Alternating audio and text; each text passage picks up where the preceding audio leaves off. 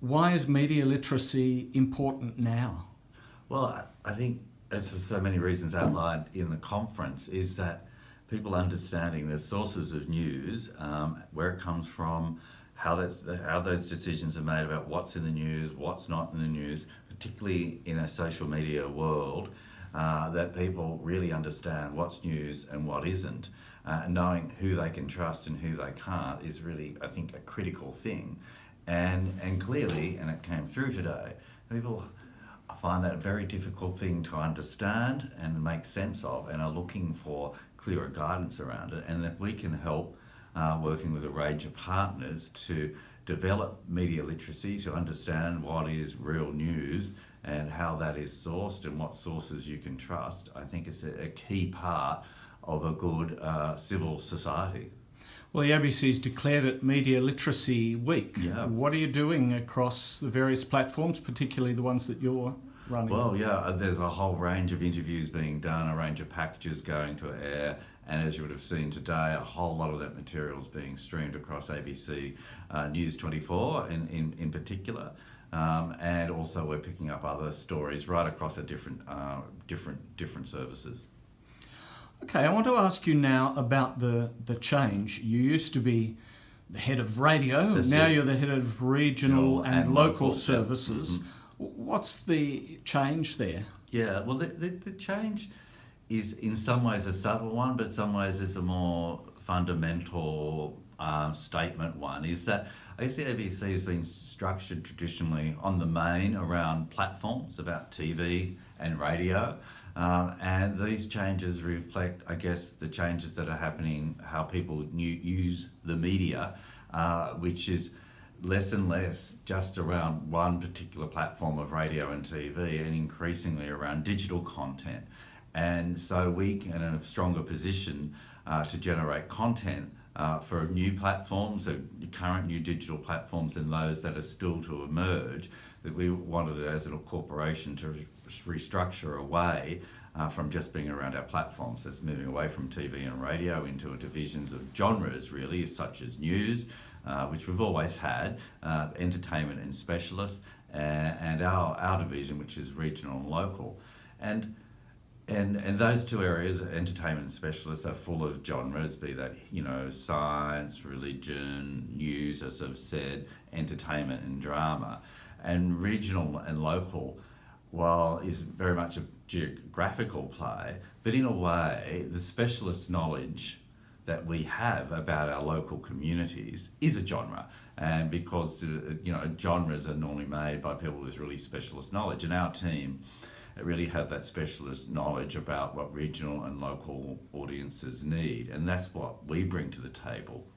And the other element of what we do, because within that patch we also have really delighted about this and excited about this, a range of TV content besides our regional and local radio content, and also we specialise for the ABC in doing live content, so the craft of being live, how you talk to your audiences in a live sense. So we do New Year's Eve, we do Australia Day, we do all the content around big events like Remembrance Day, the whole events around Anzac Day, we do Australia Day coverage as well. So we're bringing that to the table.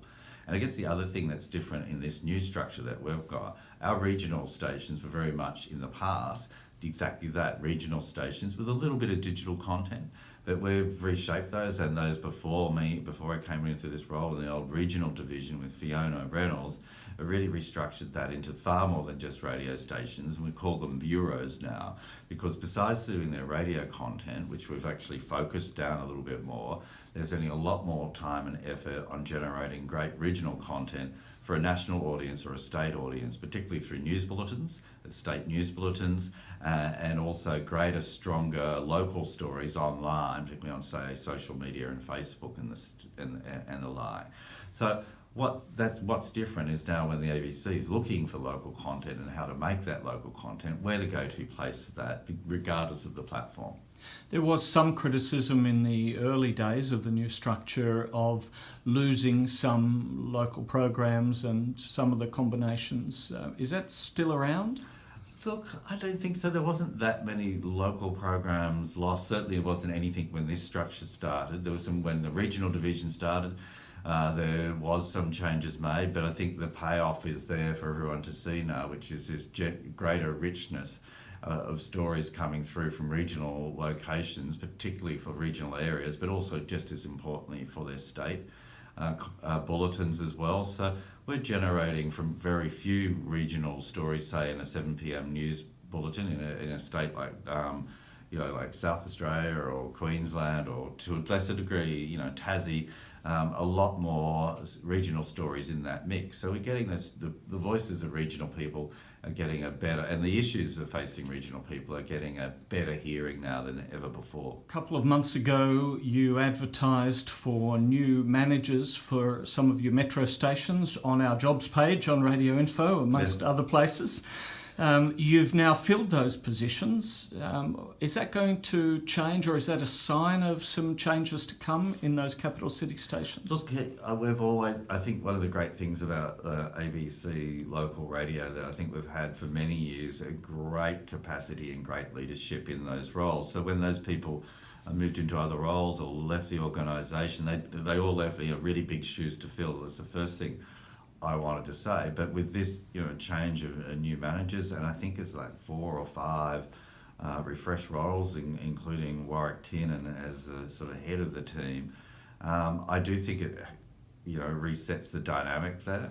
And I do think we have a lot of challenges in local radio. We've always been we've really been, I guess, what's the best word for this? But we've really been a key part of bringing big audiences into the ABC. In many ways, the backbone of ABC radio, in a way, about bringing big numbers, making everyday Australians connect with the ABC. And a real challenge for us is to keep those numbers up and to keep them growing. There's no question that we've seen a softening of those numbers over the last few years.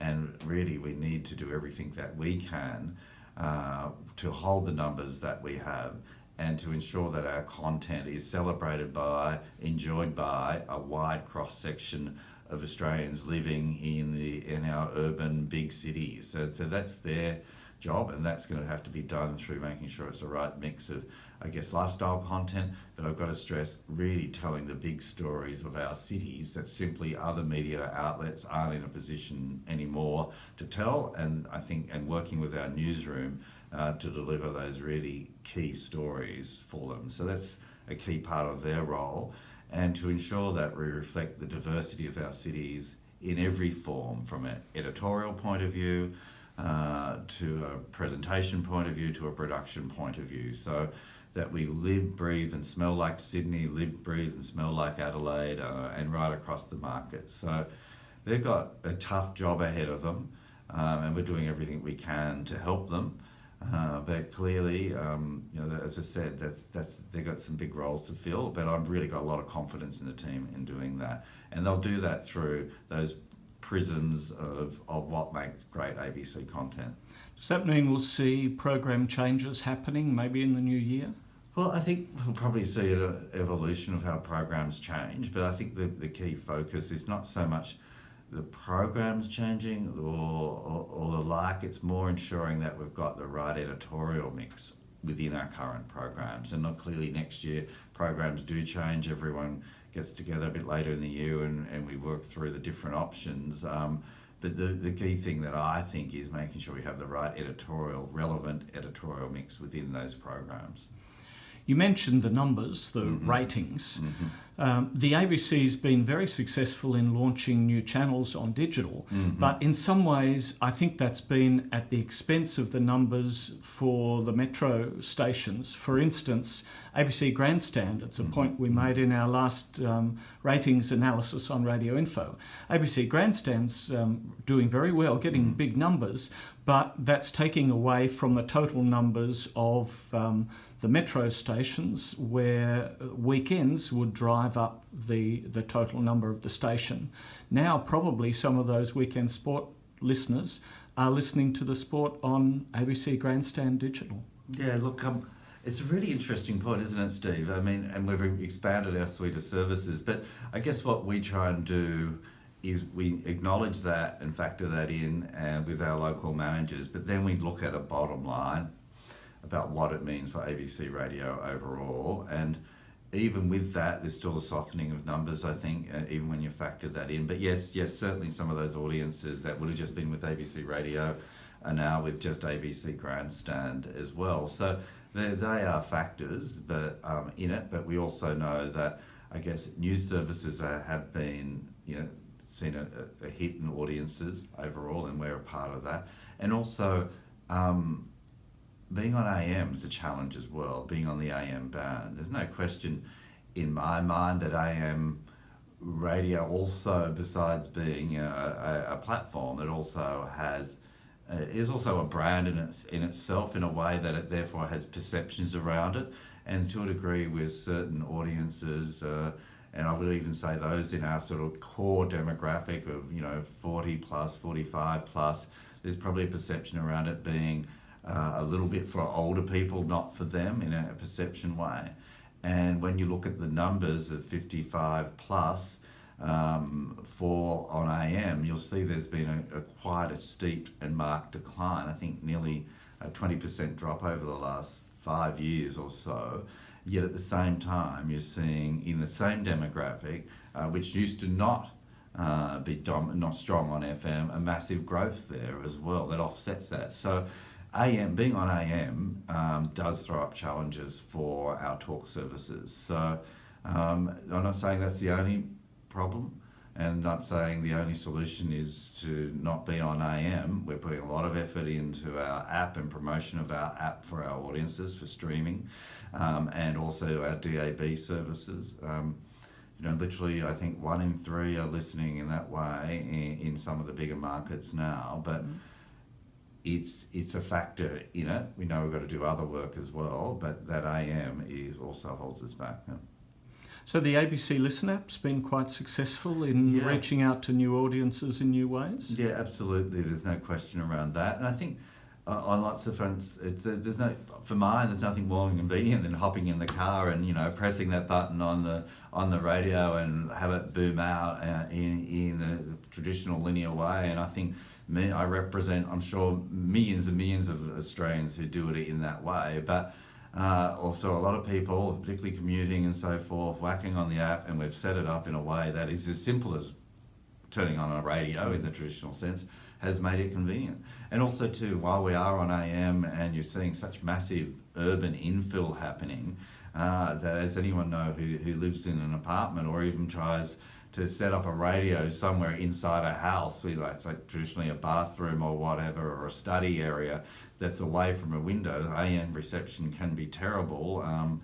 That app is a seamless way of enjoying the service without any interference as well. Michael Mason, thanks a lot. Thanks, Steve, for your time.